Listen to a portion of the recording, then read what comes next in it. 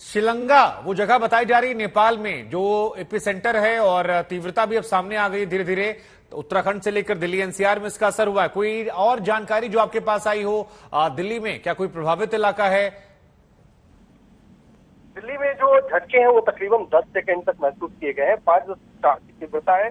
बिल्कुल आपको बताएं कि उत्तराखंड से लगा हुआ जो नेपाल का इलाका है वहां पर ये भूकंप के झटके आए हैं। तो बरेली जो उत्तर प्रदेश का इलाका है और उत्तराखंड, इसके बॉर्डर पर ये एक तरीके से ये भूकंप आया है। इसका जो एपिसेंटर है, जिसको हम कहते हैं केंद्र भूकंप का, वो यहीं पर है।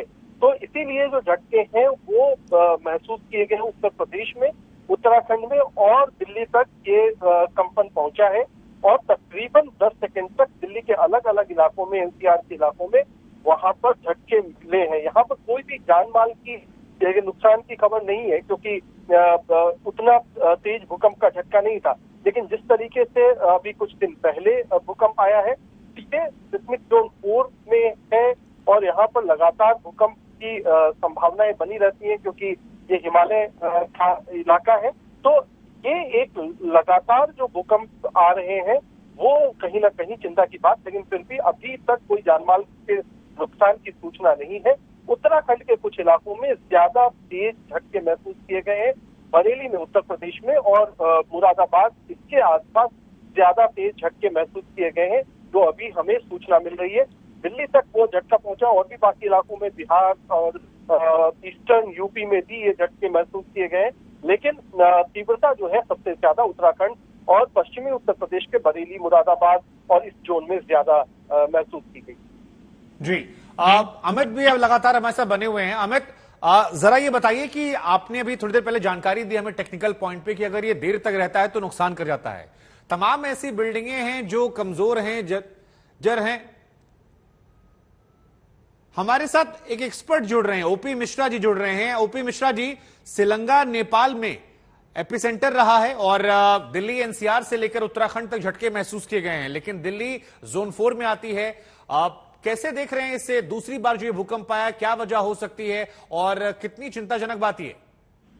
ये चिंताजनक की बात नहीं है, क्योंकि जो रात में जो 9 नवंबर 2022 को जो 1:57 6.3 मैग्नीट्यूड का अर्थक्वेक हुआ था, जिसका जो एपिसेंटर जो था वो 29.24 नॉर्थ था और 81.06 ईस्ट था।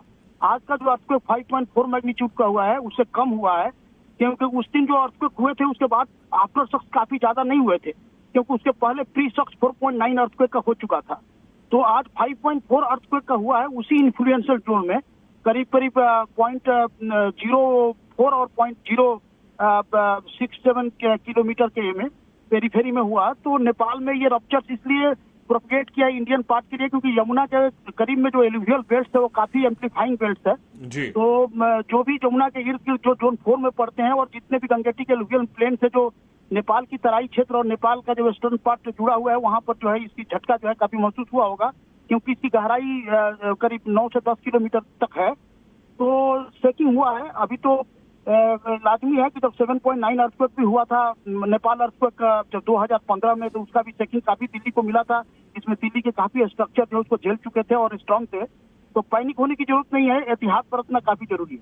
नहीं तो किस किस प्रकार के एहतियात बरत सकते हैं? आप तो टेक्निकल हैं, आप समझा सकते हैं बेहतर तरीके से। मैं पहले भी बताया कि जो स्ट्रक्चर आपके डैमेज्ड हैं या डेलिकेटेड हैं या जो काफी एलुवियल जोन में पड़ते हैं, खासकर एनसीआर बेल्ट में, मल्टी स्टोरेज में, वो थोड़ा काफी जो है लिफ्ट को बंद करके रखें, गैस को भी बंद करके रखें। इलेक्ट्रिसिटी शॉर्ट होने की चांसेस होती है कुछ सेकिंग में, लूज कनेक्शन होते हैं।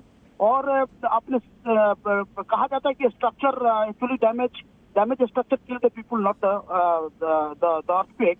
So precautions taken in such a way that you should not stand just beneath the ceilings and all. You should take a help of the corners and some wooden infrastructure that can take your head if the damage happens. And don't be in the house if you are getting the outside. Sir, अगर आप थोड़ा सा हिंदी में समझा देंगे sir, क्योंकि आज तक का दर्शक जो है वो हिंदी दर्शक है सर, तो थोड़ा उससे समझने में आसानी हो जाएगी। हाँ, तो लोगों को एहतियात ये बरतना है कि जो जितने भी खराब स्ट्रक्चर्स हैं उससे भीतर न रहें, वो बाहर निकले। और सीढ़ी से ज्यादा यूज जो है लिफ्ट न करें, लिफ्ट को बंद रखें। और गैस कनेक्शन जो है, इलेक्ट्रिसिटी कनेक्शन से जो कि कभी कभी शॉर्ट सर्किट होते हैं, उसको सप्लाई को बंद रखें। तो अभी जो है 5.4 हुआ है, उसी जोन में हुआ है जहां पर रिलीज ऑलरेडी हो चुका है स्ट्रेस।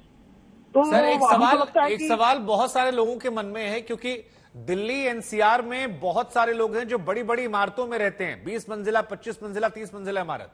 तो अगर 5.4 की तीव्रता या 6 की तीव्रता का भूकंप आता है तो ऐसी स्थिति में वो क्या करें? कैसे नीचे आए, ऊपर रहें? ऊपर रहें तो कैसे सुरक्षित रखें? लिफ्ट का इस्तेमाल करें ना करें, सीढ़ियों का इस्तेमाल करें? इस बारे में थोड़ा क्लैरिटी दे दीजिए। जो हमारे एनसीआर इलाके में जो भी है वो एलुवियल प्लेन है, तो ऊपर जो मल्टी स्टोरेज में जितने हाइट पर रहेंगे उनको स्टेकिंग काफी ज्यादा महसूस होगा, ठीक है। और इसलिए ऊपर मंजिला में ऊपर न रहने से तो पैनिक ना हो, इसलिए नीचे आना ही सही है।